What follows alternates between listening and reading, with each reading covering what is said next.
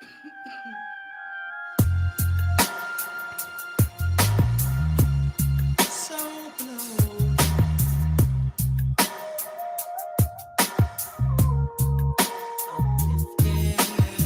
on, Devin.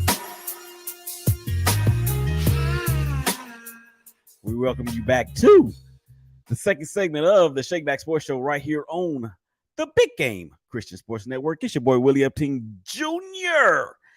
holding it down, rolling solo, back for a fresh episode. If I'm not mistaken, as I said in the first segment, I believe this is the first brand new show that I have done since we've gotten back from Egypt. So it's been about, what, three weeks or so?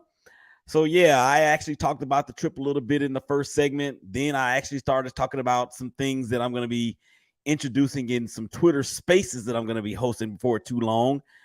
Just questions that are being thrown out there on Twitter. Not really poll questions, but like, who would you rather have or something to that effect.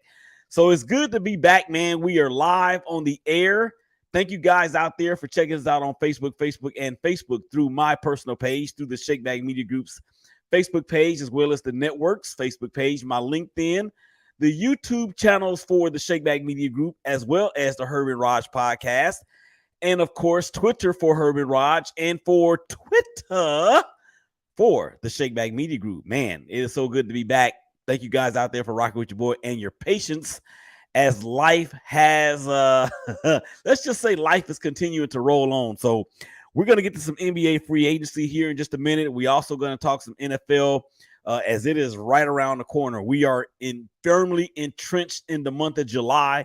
So you know what that means. We can say now that football season will be starting this month, although it will be training camps, but it will be starting this month. So we're going to get into that here a little bit. Maybe this segment, if not, you got to make sure you listen all weekend on the 12s and 6s, 1s and 7s on the networks, BGC SEN 1 and 2 on the TuneIn app. So before we go any further, though, we got to pay these bills, man. I mean, somebody's got to pay for this trip that we just took to Egypt, right?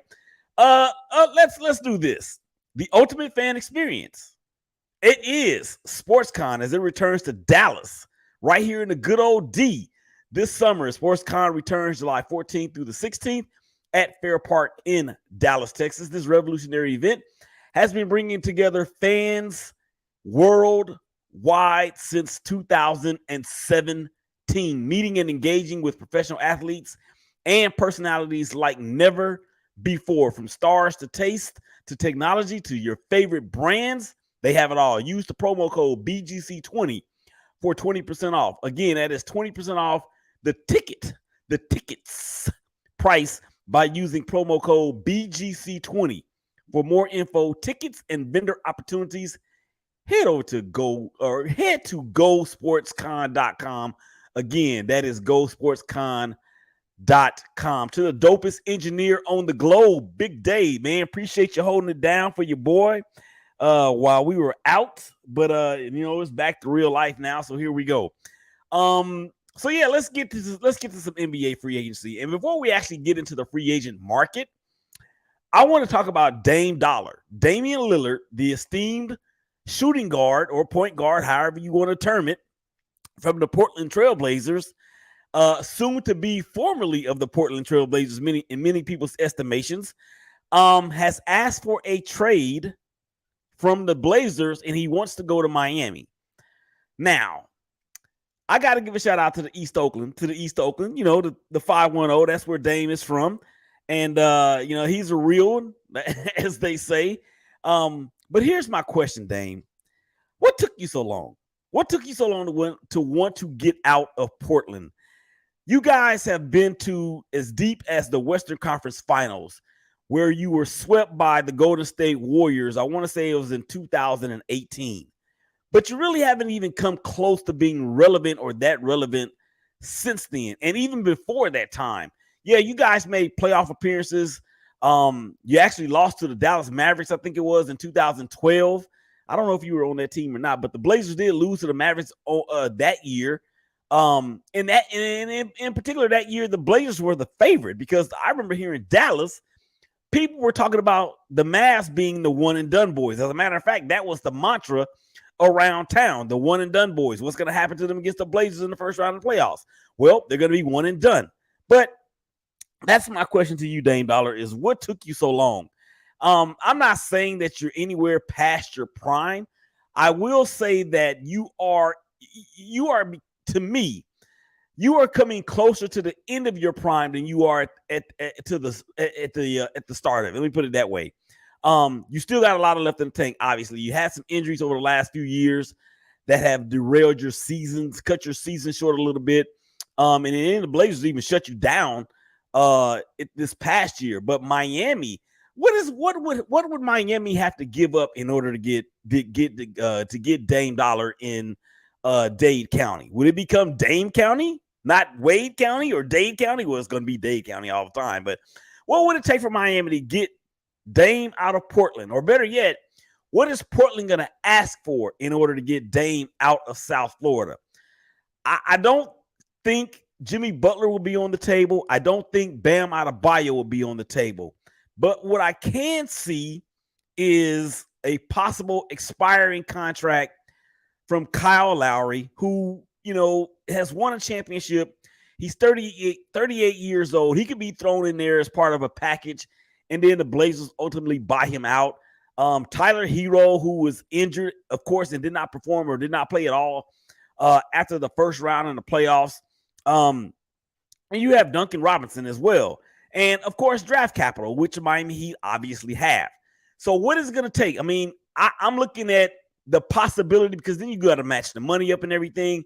So will there need to be a third team involved in a trade to get Portland to get Damian Lillard from the Pacific Northwest to South Florida?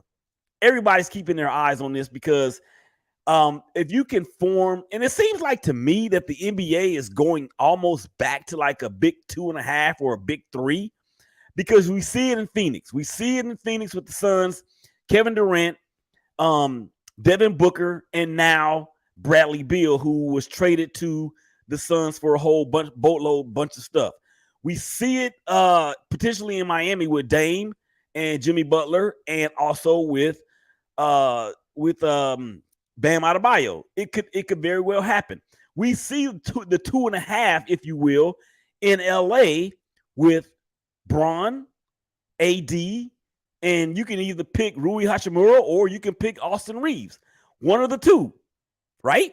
So it looks like the NBA is going back to that 2.5 type of thing. So that's what I wanted to start with. Let's get to the free agents, because the names in terms of free agency aren't as large as we once thought, or as we're used to. I mean, not to say that these kids or these cats are scrubs. However, it's just not the same. And the big ones is what I'm going to focus on. The Lakers, of course, they re-signed Rui Hachimura and Austin Reeves, so that's great for them. I am a Laker fan, of course. The Dallas Mavericks re-signed Kyrie Irving to a, what was it, $120 million or $130 million 3-year deal, which is less than what Kyrie was really vying for. But what kind of market is out there for Kyrie Irving at this point in time in his career? We know that everything that he is on and off the court, when he's on, he's on. He is that guy. He is like almost unguardable. But here's my question for the Mavs and Mavs fans and hashtag MFFL. We saw what happened to the Mavs when Kyrie joined. The Mavs went like 8 and I don't know, whatever it was. They had a tremendously bad record once trading for Kyrie and he was inserted into the lineup. I didn't necessarily like the trade, other than the fact that it was going to bring another big name here. But I didn't think that Kyrie would re-sign. But now you have essentially two of the same type of players, one's just bigger than the other, on the court at the same time. Both are ball dominant. Neither one really are spot-up shooters. Neither one are really great defensively. So, yeah, you got the two superstars there with Luke. Uh-oh. Get out of here. Get out of here. So you got Luka and you have Kyrie. Yes, they're the superstars on the squad. We know that. But to me, that's like oil and water. it's not peanut butter and jelly like AD and Bron or John Wall and Bradley Beal or Dwayne and LeBron. It's not that. This is more like oil and water. And I just don't know if the Mavs with signing or re-signing Kyrie, if that was something that actually made them any better. I don't see it. But that's why those guys get paid the big bucks. So we will see what actually happens there. Okay. I actually have my list of notable free agents here. Kyrie Irving, we just talked about 3 years, actually 126 million.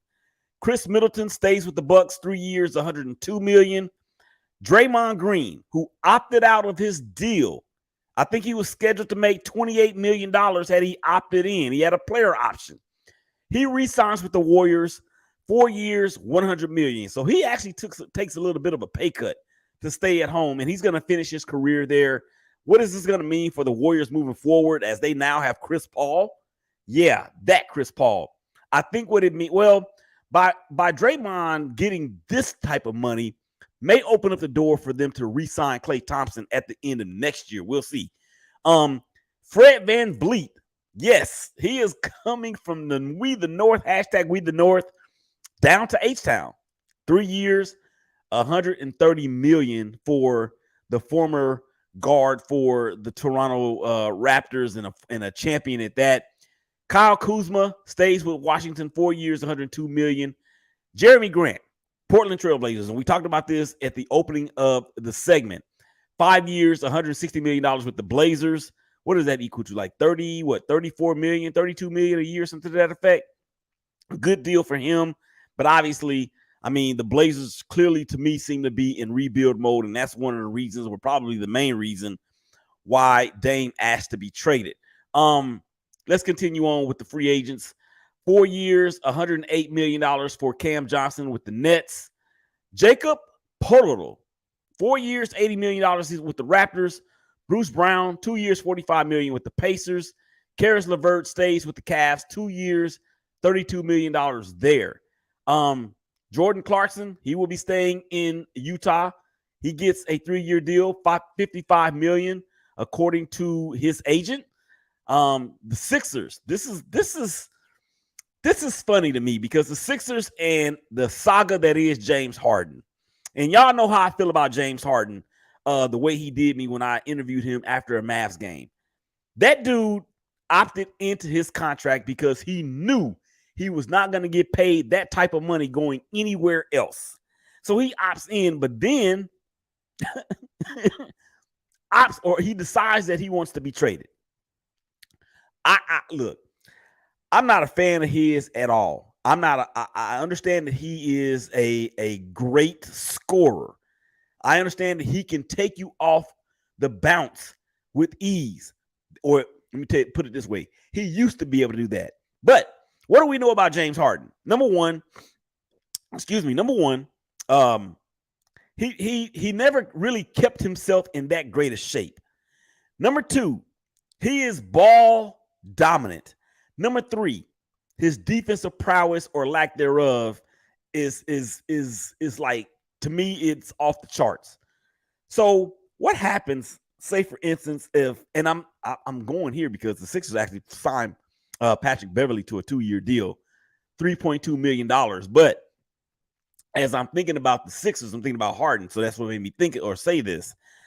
What if James Harden goes from the Oklahoma City Thunder, where he was in a finals before, to the Houston Rockets, where they were a couple of different game 6s or game 7s away from being in the NBA finals, to the Brooklyn Nets with Kyrie and Kevin Durant with arguably the best offense or potentially the best offense of all time, to the Philadelphia 76ers, where when he first got there, people were talking about, myself included, people were talking about him and Joel Embiid being one of the best front court, back court duos of this generation.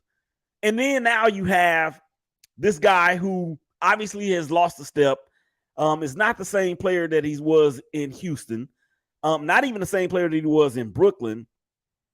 He disappears in playoff games again this year. What happens if James Harden goes from all those places to the Portland Trailblazers where they are rebuilding? And I'm not sure if James Harden has a no trade clause in his contract or not. But what I am saying is, how ironic would it be for that guy to go from the potential? Even look, the Sixers were up 3-1 against the Celtics in the Eastern Conference Finals, the finals. And they had game 5 in their building. They lost it. They had game 6 on the road in Boston. All right, I'm sorry. It was game 5 in Boston. Game 6. No, that ain't right either. Game 7 was in Boston. I can tell you that much from my memory. But the bottom line is that they blew it. Excuse me, they blew it. Now Doc Rivers is gone. Nick Nurse is in. And I think I played this on the what did he say segment a while back. Excuse me, is that what Nick Nurse said, basically without saying we don't want James Harden, is he said James Harden is a great player and yada, yada, yada. Y'all know how it works in sports. And when people are trying to say the right thing, or they're indicating that they don't want what everybody's already thinking. They don't want to say what everybody's already thinking. So I know Daryl Morey. We all know that Daryl Morey and James Harden have a terrific relationship all the way back to Houston. I don't know if Daryl Morey is going to be able to save James Harden this time. And I'm all about people getting their money. But James Harden did not deserve a 3-year max or 4-year, whatever he was eligible for in Philly. The max. That dude was not worthy of that. He just wasn't. And if they would have signed him to that deal, then that would have told me and a lot of other people out there that Joel Embiid was not the dude. And Joel Embiid, guys, just won the MVP this past season. So that wouldn't have looked right. It wouldn't have felt right. It wouldn't have sounded right. It wouldn't have been right one way or the other. And so I look at it like this, man. For James Harden and Kyrie, the market for them has shriveled up. I mean, and I can say this with a whole lot of confidence in that James Harden is past his prime. He is past his prime. I'm not going to say that Kyrie Irving is past his prime as of yet, because he has taken so many games off. He should be pretty fresh. But what I will say is this, is that in order for James Harden, if he wants to win a championship, he's going to have to learn how to take a diminished role on whatever team he lands on, or even if he lands on a contender at all. That is what he's going to have to do. I see you, Key. What up, Key? What's up? I see you, man. I appreciate the check-in. Hope everything is going well with you guys over there at the SEN.